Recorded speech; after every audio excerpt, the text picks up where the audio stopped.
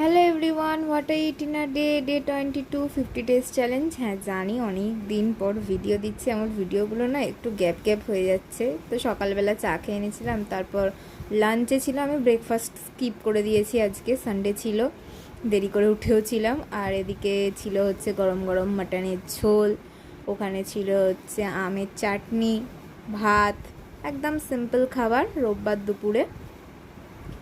আমি জানি আমি অনেক দিন পর পরই ভিডিওগুলো আপলোড করছি, বাট কি করব, সময় পাচ্ছি না। আর বেরিয়েও পড়েছিলাম রোববার যেহেতু, তো আমি যাচ্ছিলাম আমার মিমিকে দেখতে উলুবেড়িয়া মামার সাথে। তো মিমিদের বাড়িতে গিয়ে ওখানে তো মিমিরা কত খাবার দিয়েছে, আমি অনেক দিন পরই খেলাম এরকম পকোড়া ফকোড়া। তারপর বাড়িতে এসে দেখি মা আবার এত কিছু রান্না করেছে, মা করেছিল হচ্ছে চিলি চিকেন, ফ্রায়েড রাইস। তো ব্যাস এইটুকুনি।